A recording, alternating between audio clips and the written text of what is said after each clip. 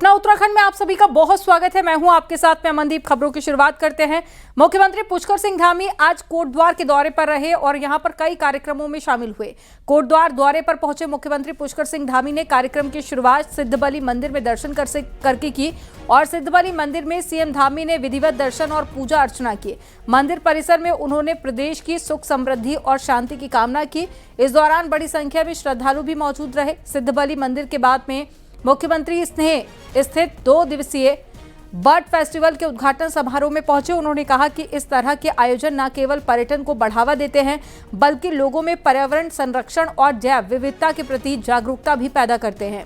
मुख्यमंत्री ने bird festival को प्रकृति और विकास के संतुलन का जीवंत उदाहरण बताया।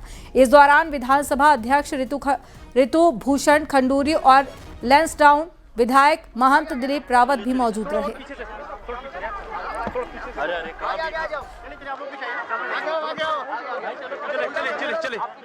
एक शानदार कार्यक्रम वर्ल्ड फेस्टिवल यहाँ पर आयोजित किया गया है और ये अपने आप में जहाँ हमारे नौजवानों को, युवाओं को, बच्चों को अनेक प्रकार से नए नए पशु पक्षियों के संवर्धन के बारे में, उनकी प्रजातियों के बारे में, उनकी विशेषताओं के बारे में जानकारी देगा, वहीं इस स्थान के महत्व को और बढ़ाएगा। यहाँ का रोजगार भी बढ़ेगा, यहाँ का पर्यटन भी बढ़ेगा, लोग आएंगे। और आज मैं देख रहा हूँ जिस प्रकार से स्थानीय लोगों का यहाँ इस वर्ल्ड फेस्टिवल को लेकर बहुत उनके अंदर एक उत्साह भी है और बहुत लोगों का जुड़ाव भी है, तो आने वाले वर्षों में इस क्षेत्र की बहुत समृद्धि का कारण बनने वाला है। और वहीं आज पूरे पौड़ी गढ़वाल जनपद के लिए 330 करोड़ रुपए की योजनाओं का यहाँ पर लोकार्पण और शिलान्यास भी हुआ है। उत्तराखंड में 2027 विधानसभा चुनाव की हलचल तेज है। सत्ताधारी बीजेपी ने अपने 11,000 से ज्यादा बूथों से मिली BLA 2 रिपोर्ट के आधार पर पूरी चुनावी रणनीति लगभग तय कर ली है। किन इलाकों पर ज्यादा फोकस है आपको इस रिपोर्ट में दिखाते हैं।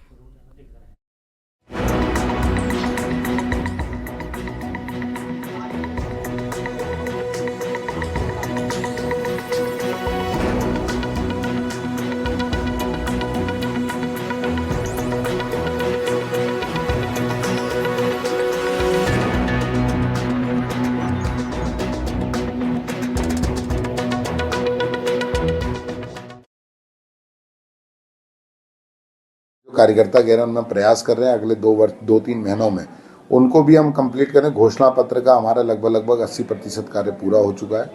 जहां तक थोड़ा बहुत रह गया है वो उसको भी हम चुनाव आने तक पूरा कर लेंगे। पार्टी की नजर खासतौर पर पौड़ी, ऋषिकेश, हरिद्वार और नैनीताल जैसे इलाकों पर है। जहां जरूरत है वहां यूथ और महिलाओं को बड़ी जिम्मेदारी देने की तैयारी है। टिकट बदलने को लेकर भी चर्चा है, लेकिन विधायक मानते हैं कि संगठन जिसे मैदान में उतारे वही अंतिम फैसला होता है। टिकट के बारे में तो हाईकमान चाहे वो सर्वे का आधार बनाए, चाहे वो अन्य आधार बनाए, अनेकों मानक होते हैं उसके, वो तो कहना भी बहुत जल्दबाजी होगी, क्योंकि टिकट कटना या टिकट किसको मिलना ये आज की तारीख में भारतीय जनता पार्टी के बारे में कोई नहीं कह सकता। यानी बीजेपी का इंटरनल सर्वे और BLA रिपोर्ट तैयार है। अब फोकस उन इलाकों पर किया जा रहा है जिन्हें कमजोर कड़ी माना गया है। आने वाले दिनों में बीजेपी इन्हीं इलाकों में अपनी पकड़ मजबूत करने की कोशिश करेगी। न्यूज़ 18 के लिए देहरादून से भारती सकलानी की रिपोर्ट।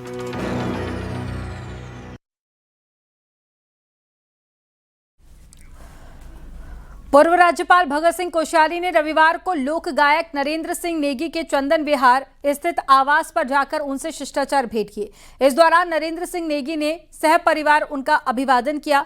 नरेंद्र सिंह नेगी ने भगत सिंह कोश्यारी को पद्म भूषण सम्मान से सम्मानित किए जाने की घोषणा पर उन्हें बधाई दी। इस मौके पर भगत सिंह कोश्यारी ने कहा कि लोक संस्कृति के संरक्षण एवं संवर्धन में नरेंद्र सिंह नेगी का अतुलनीय योगदान रहा है।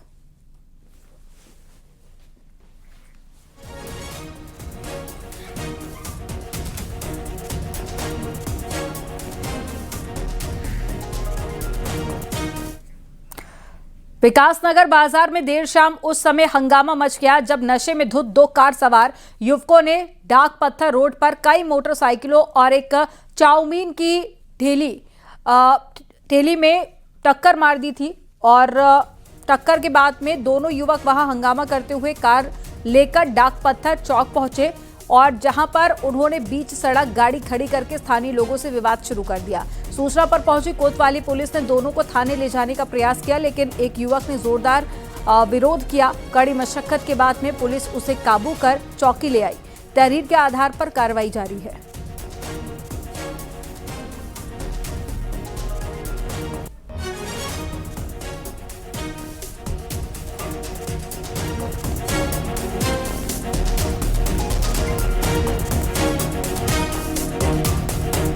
कर रहे थे, कुछ शराब के नशे में गए थे। इस संबंध में 112 द्वारा प्राप्त हुई, तो हमारे चौकी इंचार्ज और वहाँ पर फोर्स लेके पहुँचे और इन 3 युवकों को लेके आए हैं, जिनमें से एक का नाम केशव चावला, एक का नाम अंशुल चौहान है और तीसरे का नाम रंजीत है।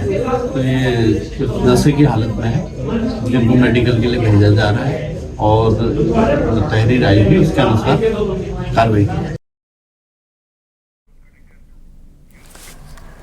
कोटद्वार में एक दुकान पर बाबा नाम को लेकर शुरू हुआ विवाद अब सांप्रदायिक रंग ले चुका है। हिंदू संगठन के कार्यकर्ताओं ने शनिवार को जमकर प्रदर्शन किया। वायरल वीडियो में मोहम्मद दीपक नाम का युवक दुकानदार के समर्थन में सामने आया, जिसने माहौल और भी ज्यादा गर्मा दिया है। आपको इस रिपोर्ट में दिखाते हैं। तो ताऊ जी, ये बाबा नाम हटाओ आप, या तो बाबा बन जाओ। कोटद्वार में दुकान के नाम को लेकर शुरू हुआ विवाद अब लगातार तूल पकड़ता जा रहा है। बजरंग दल और एक विशेष समुदाय से जुड़े व्यापारी के बीच हुई बहस ने अब सांप्रदायिक रंग धारण कर लिया है। शनिवार को इसी मामले को लेकर देहरादून जिले से बड़ी संख्या में बजरंग दल और विश्व हिंदू परिषद के कार्यकर्ता कोटद्वार पहुंचे और प्रदर्शन किया।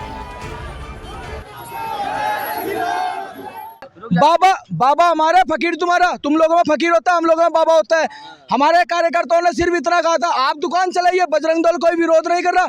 हिंदू नाम को लेकर आप अगर दुकान चलाओगे, हिंदू ब्रांड है, अगर उस ब्रांड का नाम चाहिए तो तुम्हें कलमा छोड़ के हिंदू धर्म अपनाना पड़ेगा। पूरे कोटद्वार से माफी मांगे और उसके बाद इसकी गिरफ्तारी हो रही, जेल जाए, क्योंकि इसने बहुत अभद्र टिप्पणी करी हुई है। दरअसल ये पूरा मामला 26 जनवरी का है, जब कोटद्वार की पटेल मार्ग स्थित बाबा कलेक्शन नाम की कपड़ों की दुकान पर बजरंग दल के कुछ कार्यकर्ता पहुंचे। कार्यकर्ताओं ने दुकान के नाम पर आपत्ति जताते हुए कहा कि बाबा नाम स्थानीय धार्मिक आस्था से जुड़ा है और ये सिद्ध बली बाबा के नाम से मेल खाता है। इसी को लेकर हिंदू संगठन के युवा दुकान संचालक को नाम बदलने का दबाव बनाते रहे। देखो ताऊ जी, ये बाबा नाम हटाओ आप, या तो बाबा बन जाओ। सुन तो लो। हाँ।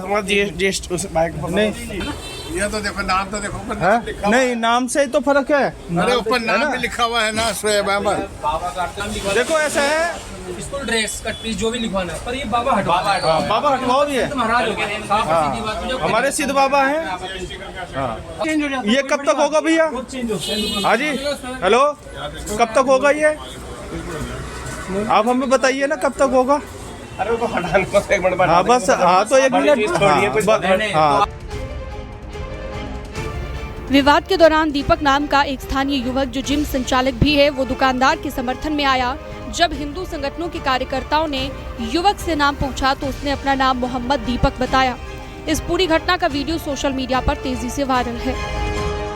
आपका नाम क्या भैया? अपना नाम? मेरा नाम मोहम्मद दीपक है भाई। मोहम्मद दीपक है आपका नाम? ठीक है, ओके। कोटद्वार के आप? नाम है कोटद्वार में, तो ये नाम से क्या लेना मेरा? अजीत ने वो खुली है, ये बाबा सिद्धबली शूज वगैरह क्या है? वो सब हिंदू की दुकान है। मुसलमान क्या हो गया? मुसलमान नहीं भैया, बात सुनो ना, अपने बाबा क्या पहचान से कीजिए। क्या पहचान से? अपने पहचान से कीजिए आप। बोला था नाम चेंज करने के लिए। कल ये कोटद्वार छोड़ने के लिए बोले। नहीं, कोई नहीं छोड़ सकता ऐसे। भाई यार, किसने कह दिया कोटद्वार छोड़ने के लिए? मत दिखा, मैं कोई नहीं तकरीर दिखा रहे। मैं आराम से कर रहा हूँ भाई, बात सुन ले, आराम से कर रहा हूँ। आराम से बात कर रहे तू हैं। चेंज करेगा भाई? 1 मिनट रुक भाई, चेंज करेगा तू नाम? मैं तो तुमने कहा था ऊपर नाम लिखने का हैं? नाम लिखने में कहा था कि शोएब अहमद लिख देना। तूने कब से लिख रखा नाम? मैंने तो बाबा तो 30 साल पुरानी 30 साल पुरानी दुकान है ना, तो नाम चेंज मत करना, जो नाम है तुम्हारा वही नाम रखो। ठीक है। आपका नाम क्या भैया? अपना नाम? मेरा नाम मोहम्मद दीपक है भाई। मोहम्मद दीपक है आपका नाम? ठीक है, ओके। कोटद्वार के आप? नाम है कोटद्वार में, तो ये नाम से क्या लेना मेरा? वीडियो वायरल होने के बाद हिंदू संगठनों में आक्रोश फैल गया, जिसके बाद देहरादून सहित आसपास के इलाकों से बड़ी संख्या में बजरंग दल और विश्व हिंदू परिषद के कार्यकर्ता कोटद्वार पहुंचे और प्रदर्शन किया।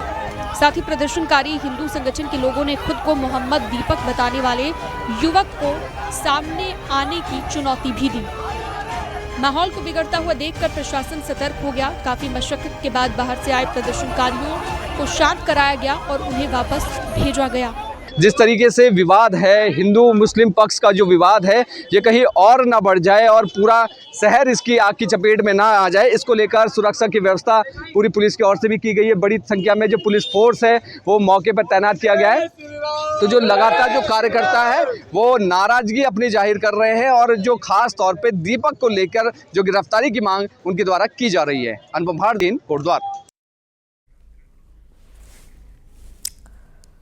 कुमाऊं के सबसे बड़े शहर हल्द्वानी को आने वाले कुछ सालों में जाम से निजात मिल सकती है, क्योंकि शहर में बनने वाली रिंग रोड की तरफ सरकार एक कदम और भी आगे बढ़ा चुकी है। सरकार ने इस रिंग रोड की शुरुआती सर्वे का आदेश दे दिया है। आपको रिपोर्ट में दिखाते हैं।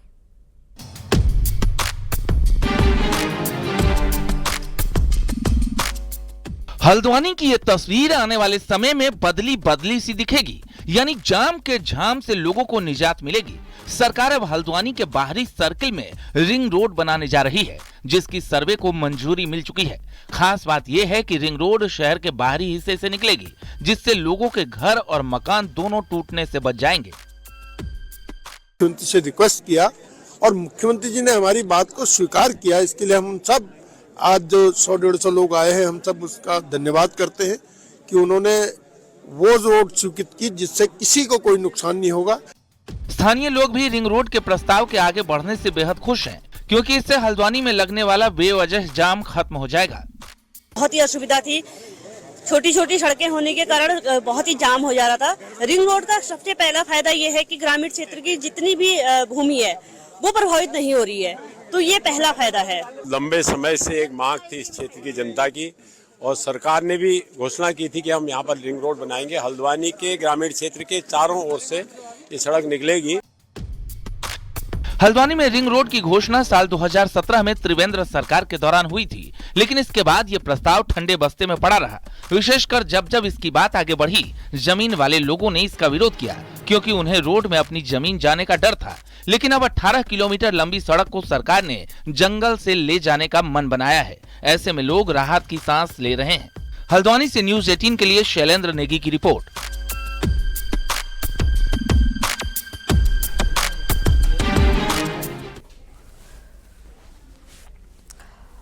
दिल्ली के रोहिणी में आयोजित उत्तराखंड महोत्सव रोहिणी में उत्तराखंड के मुख्यमंत्री पुष्कर सिंह धामी ने शिरकत की और बड़ी संख्या में उत्तराखंडी समुदाय और स्थानीय लोगों ने हिस्सा लिया। धामी ने महोत्सव में लगे सांस्कृतिक कार्यक्रमों, पारंपरिक उत्पादों और पर्यटन को बढ़ावा देने वाले स्टॉलों का निरीक्षण किया।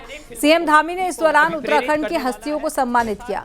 मुख्यमंत्री धामी ने कहा कि इस तरह के आयोजन न सिर्फ प्रवासी उत्तराखंडियों को अपनी जड़ों से जोड़ते हैं, बल्कि राज्य की संस्कृति एवं हस्तशिल्प को देश भर में नई पहचान भी दिलाते हैं। मुख्यमंत्री ने उत्तराखंड सरकार की योजनाओं और पहाड़ी क्षेत्रों के विकास को लेकर अपनी प्रतिबद्धता दोहराई। इस दौरान उपस्थित जनता ने उनका उत्साहपूर्वक स्वागत किया।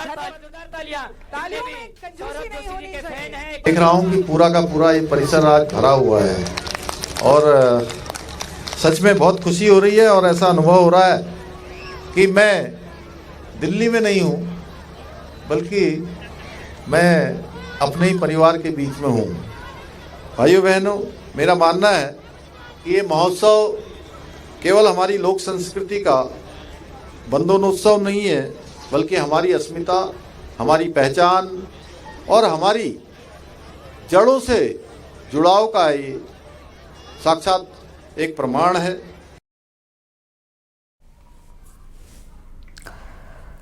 गढ़वाल से बीजेपी सांसद और राष्ट्रीय मीडिया प्रमुख अनिल बलूनी ने लोकसभा प्रवास के दौरान देवप्रयाग के जामनी खाल में जनता और कार्यकर्ताओं से विकास कार्यों और नई ग्रामीण रोजगार योजना जी राम जी पर संवाद किया। उन्होंने बताया कि योजना हर ग्रामीण परिवार को साल में 125 दिन रोजगार की गारंटी देगी और भुगतान साप्ताहिक होगा।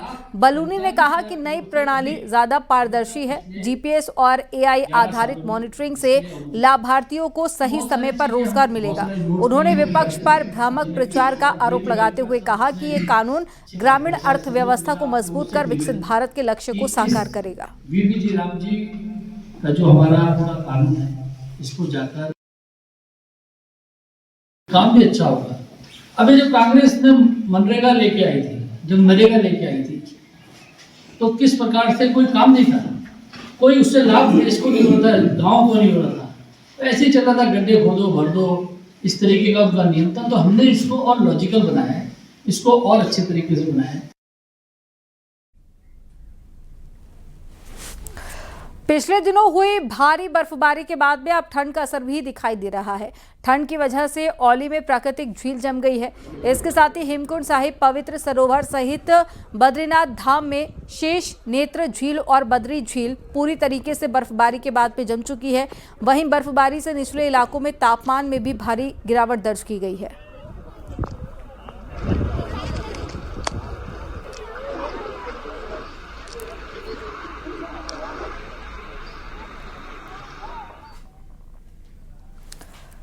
पर्यटक स्थल चक्राता के लोखंडी क्षेत्र में इन दिनों सड़कों से बर्फ हटाने का काम किया जा रहा है और इसके साथ ही हाईवे पर भी टीम चूना बिखेरने का काम कर रही है, जिससे कि राहगीरों और गाड़ियों को फिसलन से बचाया जा सके। दरअसल ऊंचाई वाले इलाकों में बर्फबारी से चक्राता ट्यूनी मोटर मार्ग पर पाला पड़ने से फिसलन बढ़ गई है।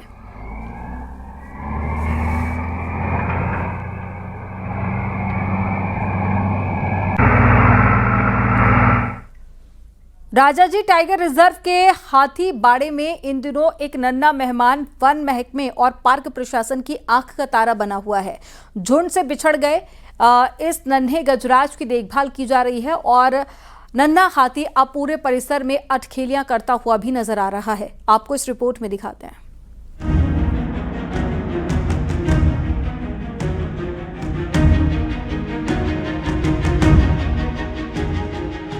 कुछ दिनों पहले श्यामपुर फॉरेस्ट रेंज के खारा इलाके में वन कर्मियों को गश्त के दौरान हाथी का एक नवजात बच्चा मिला था, जो घायल था। वन कर्मियों और डॉक्टर मौके पर पहुंचकर नन्हे हाथी का रेस्क्यू कर राजाजी टाइगर रिजर्व के चिला रेंज में बने हाथी बाड़े ले आए, जहां उसकी देखभाल की जा रही है, जिससे उसका वजन बढ़ने लगा है, वह स्वस्थ भी है।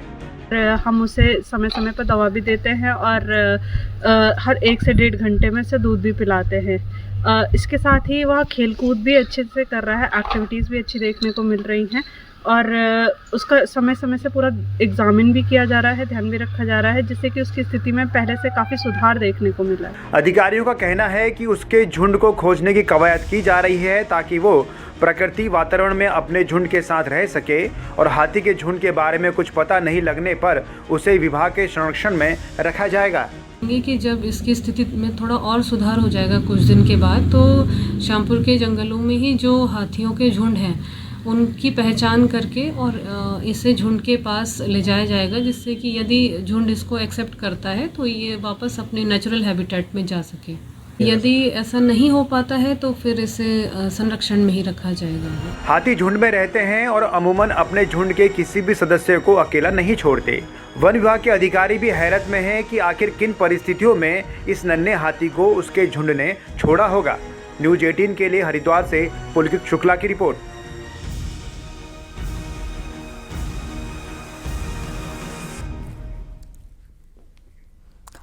रविवार को यूनियन बजट पेश होने जा रहा है और इस पर उत्तराखंड जैसे हिमालय और साथ ही सीमांत राज्यों की नजरें भी टिकी हुई हैं। मुख्यमंत्री पुष्कर सिंह धामी ने कहा है कि हर बार की तरह इस बार उम्मीद है कि ये बजट पूरे देश के साथ में विकसित भारत के संकल्प को पूरा करने के लिए उत्तराखंड जैसे सीमांत राज्यों के विकसित के लिए और भी ज्यादा मददगार साबित होगा।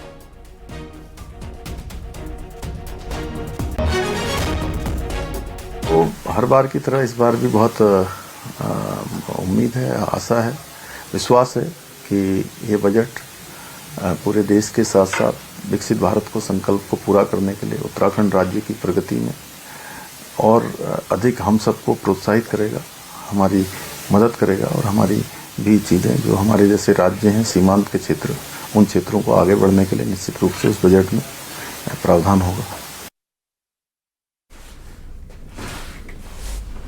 केंद्रीय बजट के लिए बीजेपी बड़े स्तर पर तैयारी कर रही है। पार्टी कार्यालयों में जोर शोर से व्यवस्थाएं की जा रही हैं।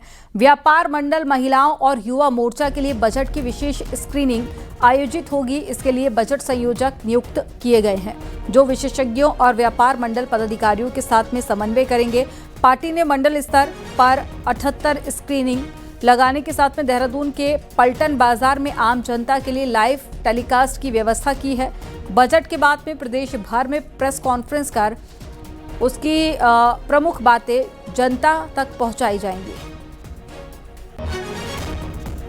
भारतीय जनता पार्टी की दृष्टि से कहूं तो पूरे प्रदेश में 19 जिले हमारे संगठनात्मक हैं।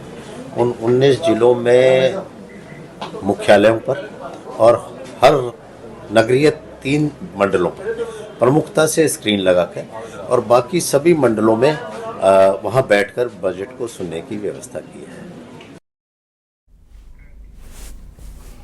यहाँ रुकेंगे एक छोटे से ब्रेक के लिए। आप देखते रहिए न्यूज़ 18।